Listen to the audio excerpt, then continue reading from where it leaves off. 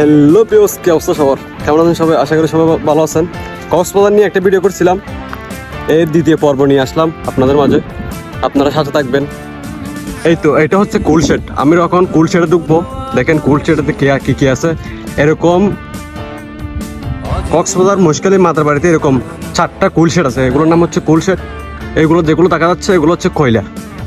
এই তো গাড়ি আগুন ধরলে এই কয়লা, এইগুলো সব কয়লা। এই এক একটা কুল শেড প্রায় এই মাথা থেকে ওই মাথা যাওয়ার জন্য প্রায়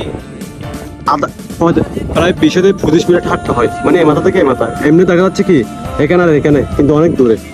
দেখেন এগুলো হচ্ছে কয়লা। সাথে থাকুন, আপনাদেরকে সবকিছু দেখাবো। এর মাধ্যমে কয়লাগুলো এই জাহাজ থেকে এখানে আনলোড হয়, এইখানে আনলোড হয়। আবার একটা কারাং দেখা যাচ্ছে, এটা হচ্ছে এখান থেকে যে এই বেল্টের মাধ্যমে নিয়ে যায় আর কি, কয়লাগুলো নিয়ে যায়। এই তো সব কয়লা, এখানে কয়লা সবগুলো নিয়ে যাবে কারেন্টে, মানে কারণ তৈরি করার জন্য আর কি। এই দেখেন কয়লা, এগুলো সব কয়লা, কয়লার পাহাড়। কেউ কেউ বলে যে ভাইয়া এখানে কি যাওয়া যাবে, এখানে কি ঢুকা যাবে?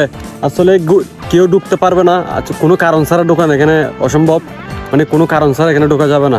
আমরা হচ্ছে এখানে চাকরি করি, সেজন্য কি এখানে আমরা ঢুকতে পারি, সেজন্য, বুঝছেন?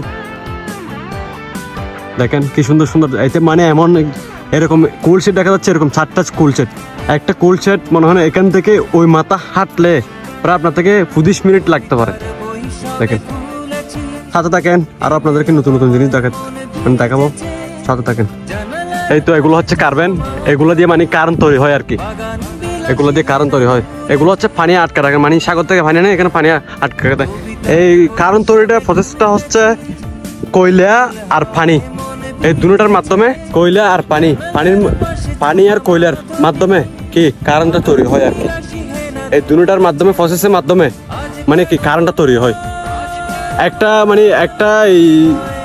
একটা গিয়াতে একটা কার্বেন থেকে 600 মেগাওয়াট মানে ডেলি কারেন্ট তৈরি হয়।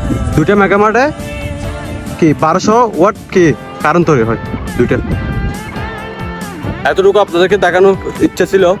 আর হচ্ছে আমার একটা ফুত হয়ে আছে এলাকা থেকে, ওকে একটু দেখাবো। ওনাকে নিয়ে আসলাম মানে এখানে দেখার জন্য। ফুত ভাই, কিরকম লাগতেছে তোমার এখানে এসে? আলহামদুলিল্লাহ, এখানে এসে অত্যন্ত ভালো লাগতেছে। এরকম প্রজেক্ট মানে কি বাংলাদেশে আর কোথাও নাই।